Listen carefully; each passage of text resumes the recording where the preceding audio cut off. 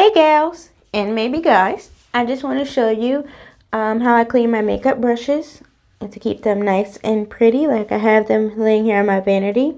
I just used two simple items that I will link below for you guys, and I hope you enjoy this, so let's get into it. So I already have done some of these makeup brushes, but I just want to show you my little scrubby friend that I have here. Like I said, I'll link him below.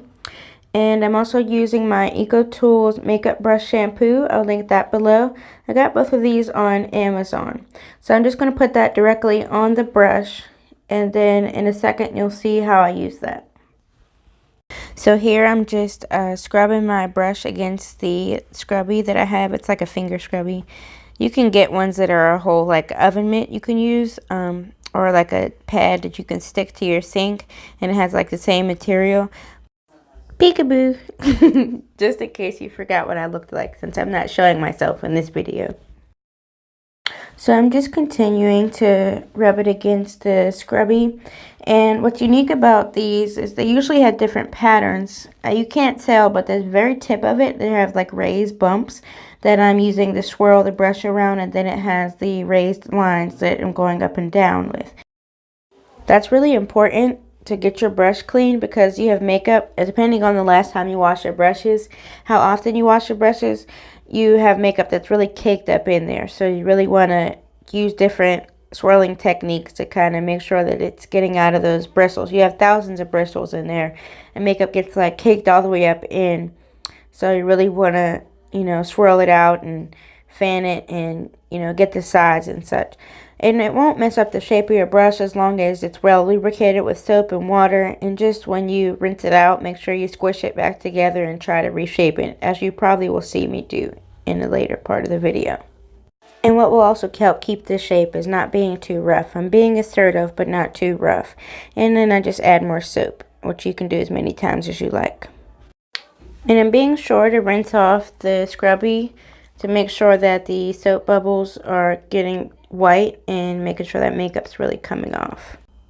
The soap is all clean, and we could just rinse that off, and then we're going to rinse the brush and make sure, like I said, we're reshaping it to make sure that it doesn't dry in a brittle or fanned out shape. You can also add a light oil like grapeseed before or after you rinse to keep it nice and conditioned. I'm just going to put her over here with her sisters. And now we're on to the part where I get lazy and I start doing the skinny brushes all together, which doesn't really make a big difference. You just have to make sure that they're all measured up so you can get each brush. And I did skip the part where I soaped them up, because you saw me do that with the other brushes, so I didn't feel it important to insert that clip. But just the same process, and make sure that they're all clean. I do tap them against the sink just to make sure no makeup splatters out. So now we're on to the beauty blender, and I just rinsed it and added some soap, and I'm going to start the same process that I did with the brushes. The beauty blender doesn't work really well with the scrubby, being that it doesn't have bristles and it's a soft material, but I do the areas that have kind of makeup stains on them just to kind of get an extra scrub. But you don't have to do this. You can just kind of toss it around in your hand with soap and water to get it clean.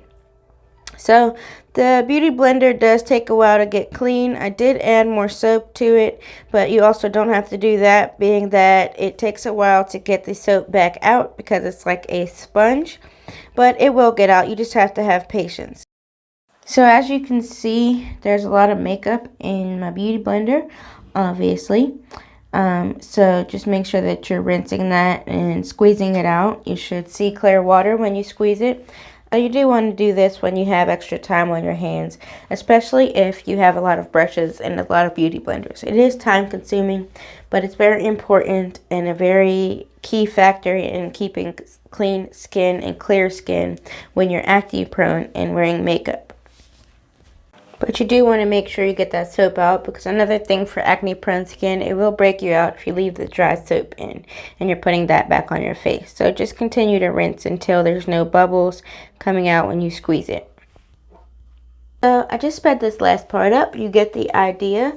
I hope this makes your process a little easier, and if you already knew, I hope it was just entertaining. So I hope you enjoyed this video, and I hope you continue to watch, and you like, comment, subscribe, and if you don't mind, share with a friend. I am on the road to 100, hopefully by the end of the month. I am more than halfway there, so please continue to support, and I'll try to do my best to support you if you're a new YouTuber. Thanks for watching.